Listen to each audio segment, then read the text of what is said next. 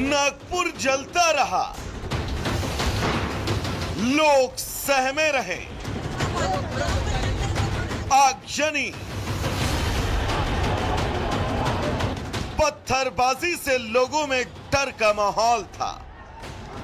Police हालात को संभालने में जुटी रही। महाराष्ट्र सरकार में इमरजेंसी बैठकों का दौर शुरू हुआ।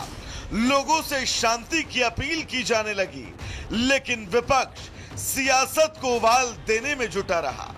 ऊपर से बयानबाजी ऐसी कि हिंसा पुलिस के संरक्षण में हुई। पुलिस तो मूक दर्शक होगी, पुलिस क्या देखेगी? पुलिस के संरक्षण में हो रहा। मुख्यमंत्री का गृह जनपद है, मुख्यमंत्री को देखना चाहिए क्या हो रहा है, ये क्या आगजनी हो रही है।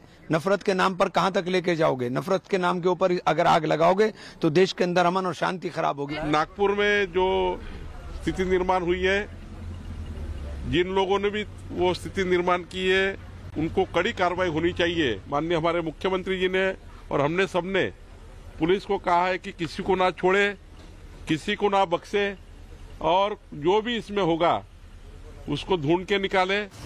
विपक्ष के पास सियासत के हजारों मुद्दे हैं, लेकिन बीजेपी शासित राज्यों में मसला कोई भी हो, उस पर विपक्ष राजनीति की चाशनी खोलने लगता है। इतना ही नहीं, विपक्ष इस हिंसा में भी बीजेपी को कसूरवार ठहराने में जुटी है। बाहर के लोग आकर बस्ती का जो बंधुभाव है, जो दोनों समाज के लोग एक साथ रहते हैं, उनके बीच में तकरार पैदा करने की कोशिश उन्हें की।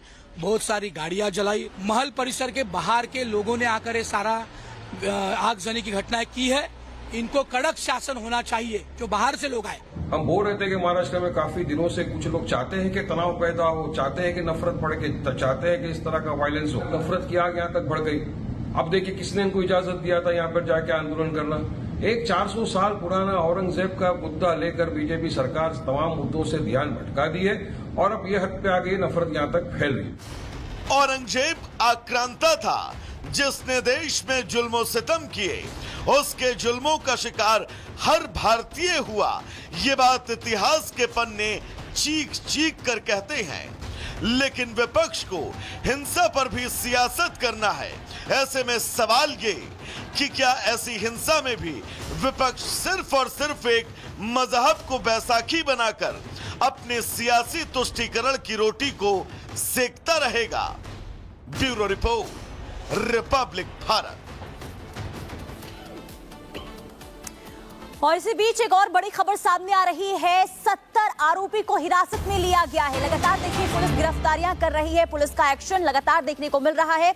और इसी बीच बड़ी खबर यह है कि अब तक 70 आरोपी को हिरासत में लिया गया है और 10 थाना इलाकों में कर्फ्यू लागू है। अगले आदेश तक इन इलाकों में कर्फ्यू लागू रहेगा और धारा 163 भी लागू है। कुल मिलाकर लगातार पुलिस का एक्शन अब हिंसा को लेकर देखने को मिल रहा है और साथ ही साथ 70 आरोपियों को हिरासत में लिया गया है। तो नागपुर को जलाने की कोशिश क्यों की गई?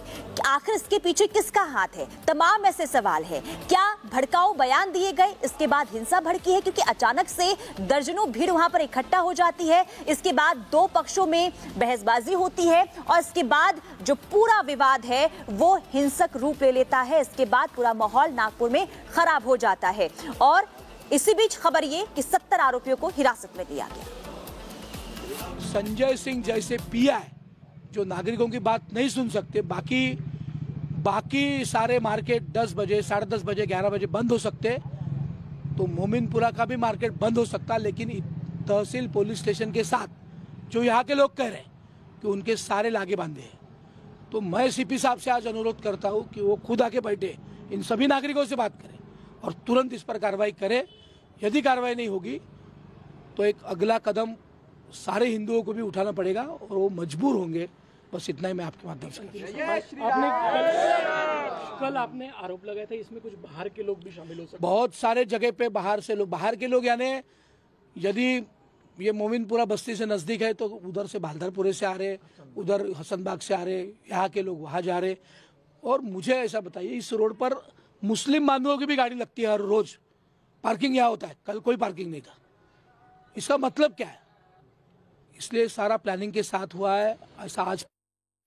से इस वक्त हमारे साथ लाइव जुड़े हुए हैं जतिन, जरा ज्यादा जानकारी दीजिए। अब तक 70 लोगों की गिरफ्तारी हो चुकी है, 163 धारा लागू की गई है, किस तरह से पुलिस अलर्ट है और कैसे कार्रवाई की जा रही है जतिन? बिल्कुल, देखिए कर्फ्यू को इम्पोज किया गया है और कहीं ना कहीं ऐसे इलाके हैं 10 पुलिस स्टेशन जहां पर 144 जिसको 163 अब बोला जाता है वो इम्पोज किया गया। लेकिन ग्राउंड की क्या तस्वीर है, ग्राउंड की तस्वीर मैं आपको दिखाऊं। ये देखिए कल उपद्रवियों ने जिस तरीके से बवाल किया, जिस तरीके से गाड़ियां तोड़ी गई, उसका साफ तौर पर उदाहरण आप देखेंगे। जो गाड़ी सड़क के बीचों बीच खड़ी हुई है बिल्कुल फ्लाईओवर के नीचे, उसको पूरे तरीके से डैमेज किया गया। ना सिर्फ गाड़ियां तोड़ी गई बल्कि आगजनी की गई। ये जेसीबी मशीन देखिए आप, ये जेसीबी मशीन पूरी तरीके से जला दी गई है। आप आगे का हिस्सा देखेंगे तो इसको अब पुलिस से बैरिकेड करके साइड किया है। लेकिन ये जो काली राख आप देख रहे हैं, इस जेसीबी मशीन को पूरे तरीके से जलाया गया, गाड़ियों को तोड़ा गया, जो आसपास की तमाम दुकानें हैं उस पर पथराव किया गया। और ऐसी तस्वीर इस पूरी रोड पर है। आप नीचे देखिए, ये जो जितनी आप राख देख रहे हैं, ये जो आप पत्थर देख रहे हैं, ये देखिए ये वो पत्थर है जिनसे पथराव जो है वो साफ तौर पर किया गया। और यही तस्वीर आपको इस पूरे इलाके में देखने को मिलेगी। तकरीबन 1 से 1.5 किलोमीटर का ये पूरा स्ट्रेच है। इस पूरे स्ट्रेच पर आगजनी की गई, जो भी गाड़ियां सामने उन सबको तोड़ा गया। आप देखेंगे सुबह प्रशासन जब यहाँ पर पहुंचा तो इन्होंने पूरी सड़क को धुलवाया। ये पूरी सड़क जो है वो साफ की गई है। जितने भी पत्थर यहाँ पर थे उन सभी पत्थरों को हटाया गया। दूसरी तरफ आप ये दुकानों के बोर्ड देखिए, इन दुकानों के बोर्ड जहां जहां आपको बीच बीच में फटे हुए नजर आएंगे वहां पर पथराव की गई। और कहीं ना कहीं निशाना उन गाड़ियों को बनाया गया, निशाना उन दुकानों को बनाया गया। जितनी नुकसान जो है पहुंचा सके उतना नुकसान पहुंचाने की जो कोशिश है वो की गई। आप ये दुकान देखिए, इसके ऊपर पूरे तरीके से जो पथराव है किया गया। ये आप लाइटें देख रहे हैं, जो लाइट्स लगी होती है दुकानों के बाहर, उनको किस तरीके से तोड़ा गया। लेकिन सबसे महत्वपूर्ण तस्वीर आप ये देखिए, सीसीटीवी कैमरा। ये जो सीसीटीवी कैमरा यहाँ पर लगा हुआ था, उपद्रवियों ने न सिर्फ तोड़फोड़ की बल्कि इस सीसीटीवी कैमरे को भी साफ तौर पर तोड़ा गया। तो कहीं ना कहीं सबूतों को नष्ट करने की कोशिश भी कल यहाँ पर की गई। और तमाम जो पत्थर आप ये देखिए, ये जो लाल पत्थर है आपको यहाँ पर साफ तौर पर नजर आ जाएंगे। और यही पत्थर है जो पथराव किया गया। प्रशासन की कोशिश ये है कि इस पूरी सड़क को साफ किया जाए ताकि सिचुएशन को जो है वो नॉर्मल किया जाए। हम जैसे जैसे आगे बढ़ेंगे मैं आपको तस्वीरें दिखाता हुआ चलूंगा। यहाँ पर आप देखेंगे कि तमाम जो एडमिनिस्ट्रेशन से जुड़े लोग हैं वो यहाँ पर क्लीन कर रहे हैं, जो सड़क है उसको पूरे तरीके से साफ कर रहे हैं और जो पत्थरबाजी उसको क्लियर किया जा रहा है। आप ये देखिए जेसीबी मशीन यहाँ पर जा रही है और उसके आगे आप देखेंगे तमाम जो पत्थर है वो पड़े हुए हैं, पूरे रोड को क्लियर किया जा रहा है। पूरा रोड आप लोग साफ कर रहे हैं? हाँ, सारे पत्थर हटा दिए गए? हटा दिए, अभी तो ज्यादा 10% बाकी है। हाँ। बाकी 90% तो हमने पत्थर उत्तर सब हटा दिए गए। कितनी सड़क पे पत्थर था, कितना पटा हुआ था? कम से कम ये तो 4-5 ट्रक के हिसाब से उतनी सड़क पे पत्थर बिछाए गए थे। तो आप निगम की तरफ से? हाँ, निगम से सर। कितनी टीमें आप लोगों की काम कर रही हैं? हमारी कम से कम 150 से आसपास टीमें काम कर रही है। 150 के आसपास लोग कर्मचारी। हाँ, तो आप देखेंगे इन सबके हाथ में सामान है और जिस तरीके से वो बता रहे हैं कि किस तरीके से जो पूरी सड़क है वो पटी हुई थी। और आप अंदाजा इस बात से लगाइए, आप ये सड़क देखेंगे तो आपको पूरी काली नजर आ रही है। ये दरअसल जलाया गया पेट्रोल डाल के, केमिकल डाल के, और उसके सबूत आप